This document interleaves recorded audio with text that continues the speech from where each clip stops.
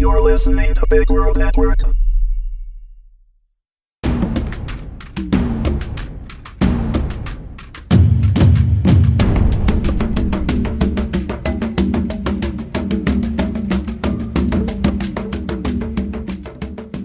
The Soul Guard.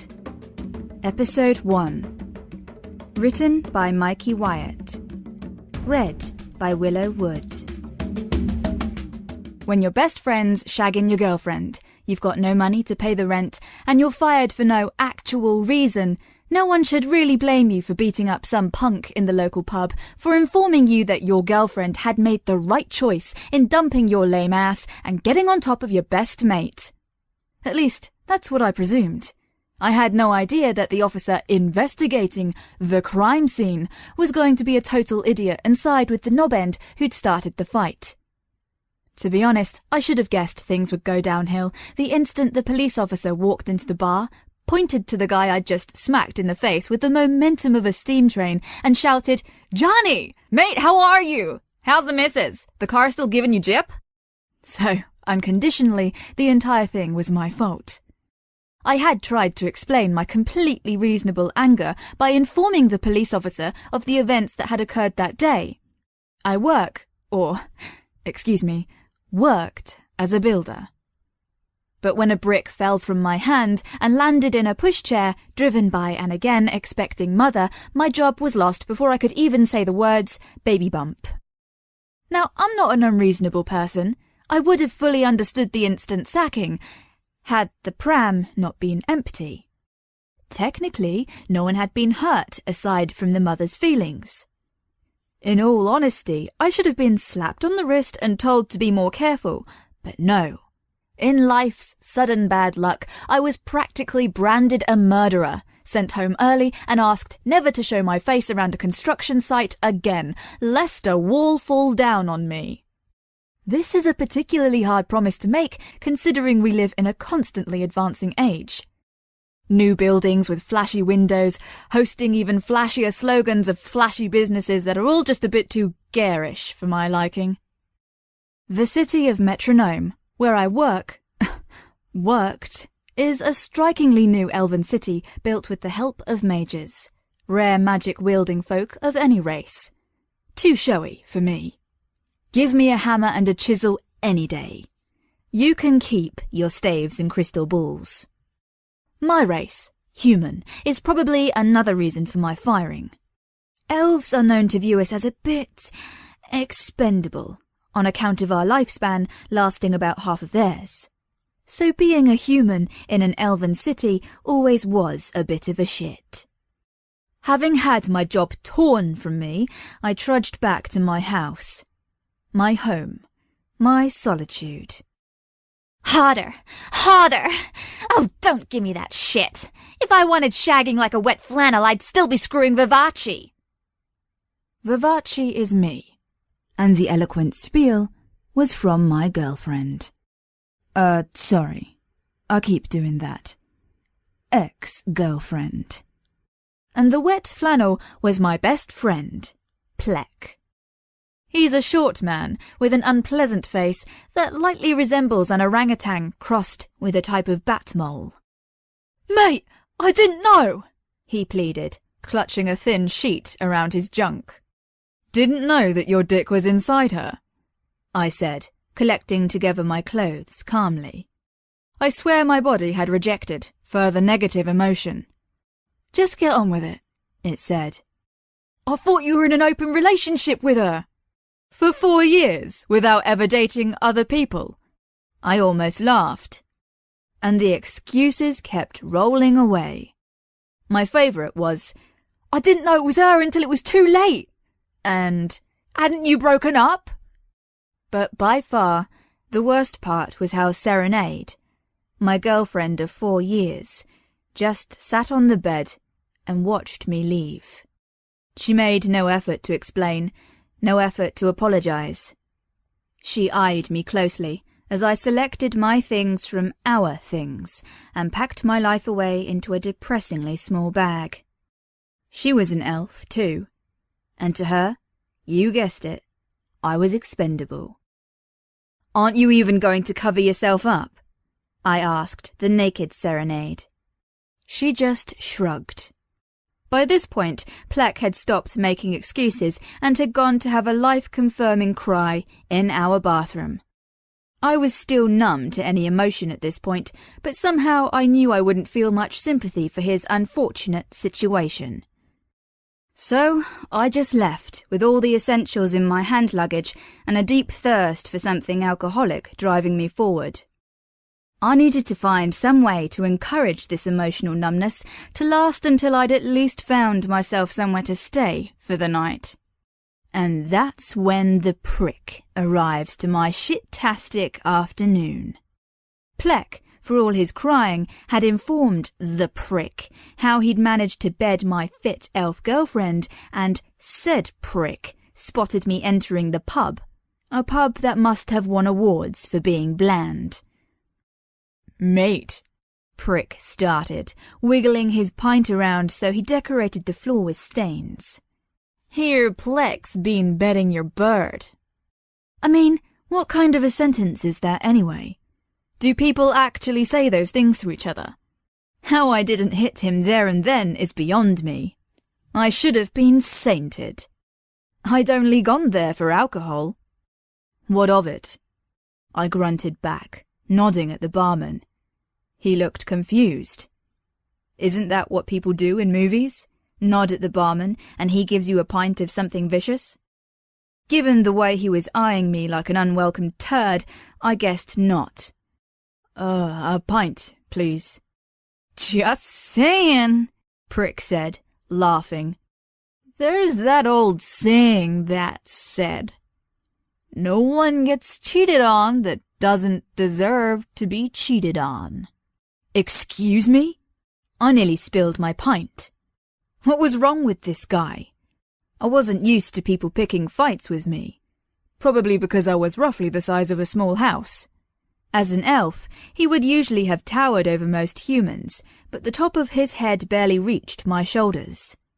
I squared up to him, broadening up to my full breadth, wide enough to block out several lanes of traffic.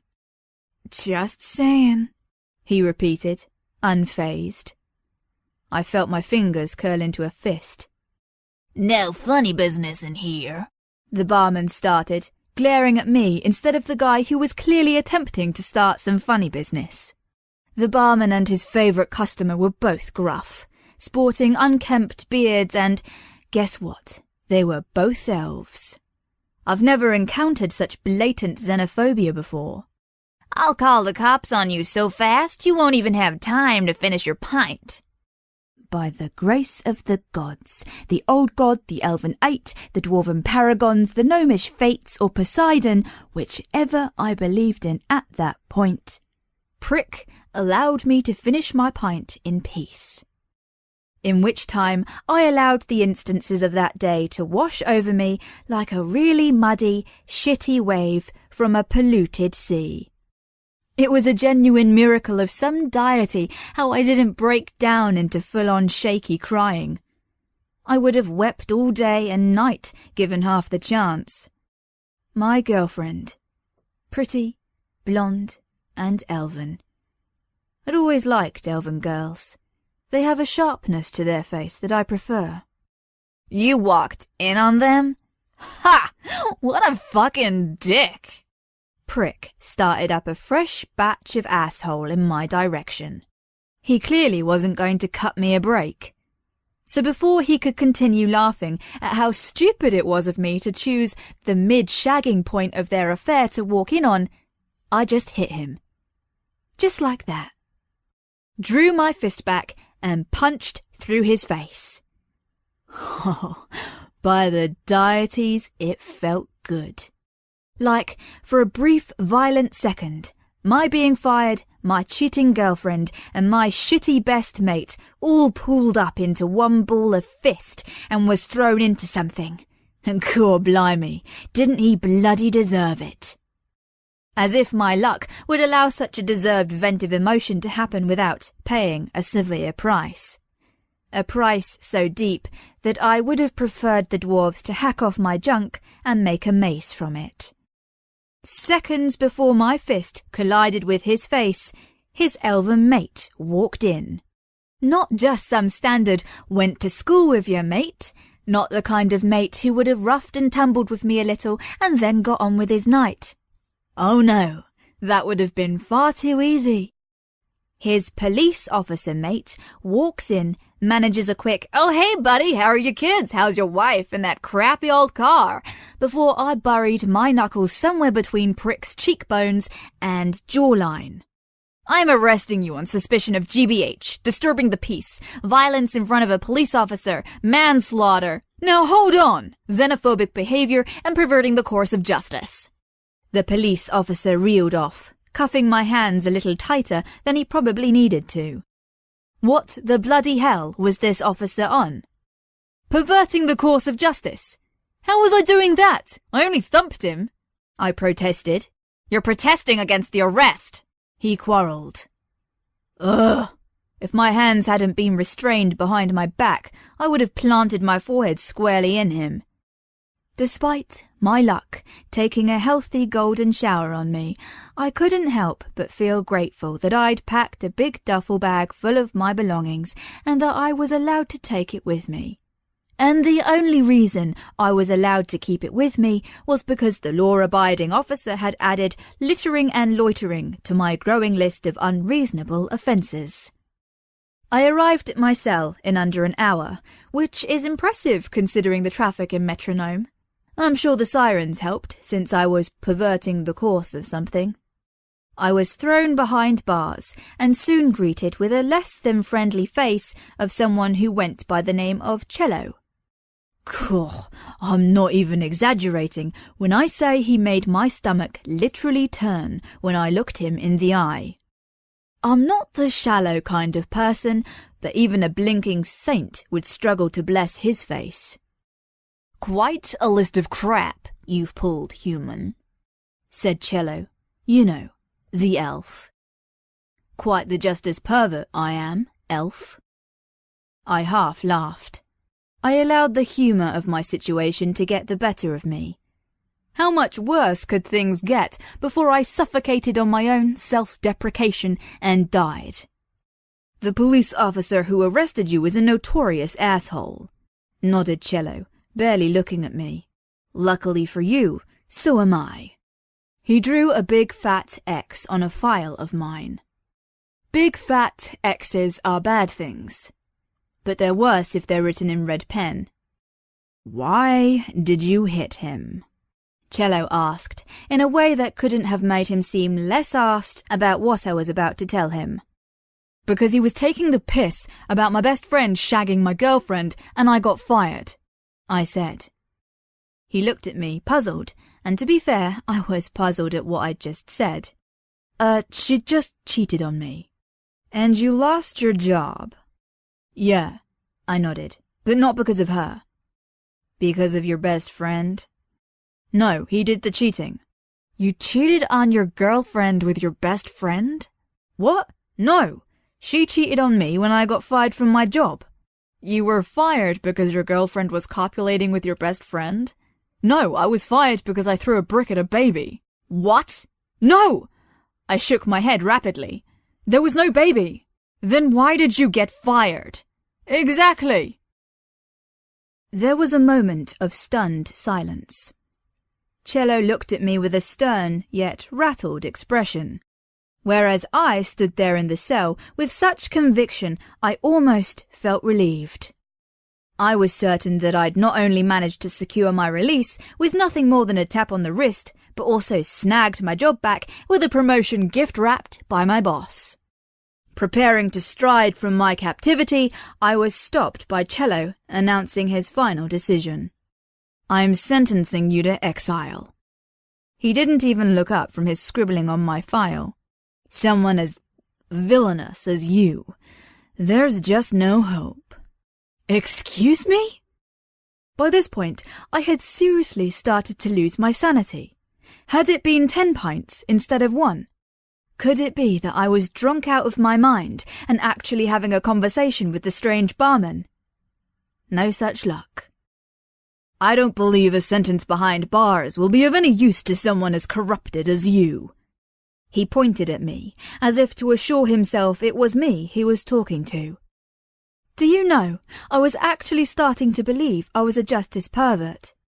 As he continued, his voice was quivering, and when he announced his final judgment, I understood why. "I'm sentencing you to 3 terms in bravura." My ass felt like it had given birth to most of my internal organs. My mouth was drier than an arid desert. My head rocked backwards and forwards, light as a baby gnome. My vision went blurry, like it does when you open your eyes too quickly after waking up. Bravura. I couldn't believe it. Bravura was all over the news. You couldn't have not heard about it. It was a city, much like Metronome, but was built around a giant castle that housed an important family that was so crucial to the survival of civilization, apparently, that they were practically royalty. But something had gone wrong a few days ago, and no one knew exactly what. To make matters worse, Bravura was where I'd been born. Every night, Passante flood from the castle and devour everything and everyone they can get their hands on. Cheered my guard as we flew to Bravura. We sat in a plane that was held in the sky by magic. I didn't trust it one bit. Nope. My guard was a brunette man who was handcuffed to me for the entire flight, for all the good it would do. I was big enough to swing him over my shoulder if I felt stupid enough. He seemed to be ecstatic about his situation as he joyously described the horrors waiting for me in Bravura. Passante are your worst nightmare. Fast, vicious. They're an old evil magic. We think. Right, I said, feeling very sick, and not just because of the travel. 3 nights now, he continued, laughing. It's like setting fire to the inside of a wasp's nest, the way they swarm out. Luckily, the city is built in zones, each walled off from one another. Think of it like a ripple. There's the castle in the middle, circled by its wall, and then the inner zones, and then the outer zones. And then the desert, which is where we're dropping you. It's funny, it was built to defend from an invasion. We never even imagined an invasion could happen from the inside out. He threw his head back in laughter, as if it was the funniest black comedy he had ever seen. What am I doing here? I asked, attempting to keep my last meal from reappearing. You're going to be part of the defense team. The guard smiled again. Every night, you defend the next part of the city from the last. You see? So far, the Passante haven't breached the outer zones, but their numbers are growing every night. Well, I'm glad they offer a decent challenge, I snarked, but the guard took it as banter and joined in. They'll keep you on your toes, he practically yelled with excitement. What weapon do you think you'll use? My heart felt like it had fallen out. Weapon? Of course. I would actually be fighting these things. A fresh wave of fear, as well as a fresh wave of sweat, drenched my entire body. Fuck. The biggest gun you have, I stuttered. Then he winked at me as if I'd made some sort of sexual innuendo. I'm pretty sure big gun has to be used with some sort of context to be made a double entendre. That's not the first time I've heard that, he said. Tell you what. He reached behind him and pulled out a cannon, as far as I was concerned. This is Note. Hi, Note, I said nervously, pulling away from this crazy man who was chained to me. This is my favourite gun, and I would probably get fired for giving this to a prisoner. He chuckled, as if arming a prisoner was a laughing matter. But I figure you'll be needing it if you're going to fight the Passante. Do you give weaponry gifts to every prisoner you sent to Bravura? I asked tentatively, imagining a swarm of angry skinheads armed to the teeth with complimentary fire. He laughed again. Oh, no. The guard waved at me as if I was asking something ridiculous. I'm supposed to equip you with a standard pistol or sword, but... well, you're the only prisoner they've actually sent here. You must have really pissed off a few important people. You can say that again, I murmured. Then the guard handed me the gun. There was some sort of power in holding that weapon. I felt stronger. I felt braver. I felt like a woman thinks she feels after watching an empowering tampon advert. There was just a real buzz from cradling the weapon's weight. It had considerable weight, actually. God knew how I'd managed to hold it for longer than an hour. Actually, that was a point. Sorry, carry on telling me what I'm doing, I asked patiently. Well, like I said, the guard continued, admiring me holding note like it was my firstborn child. You'll be part of the defence team. You fight every night, all through the night, in an attempt to push back the Pisante. They're persistent buggers, but they die when you've shoveled enough bullets into their chest. While we've evacuated the first zone, the noble families, etc., a full city-wide evacuation is just simply off the cards. Why? I asked. Surely a city of several million people was a city of several million potential deaths. Do you want to move that many people from one place to another? Through a desert?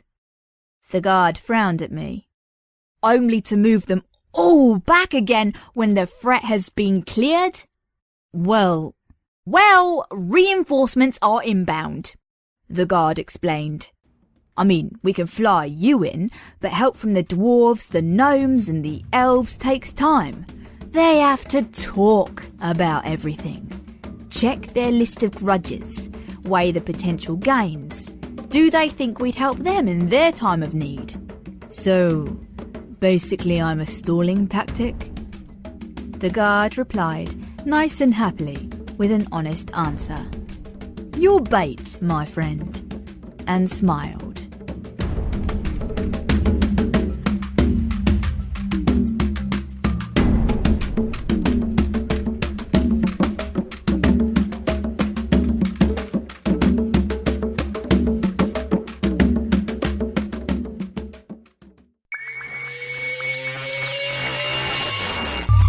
You're listening to Big World Network.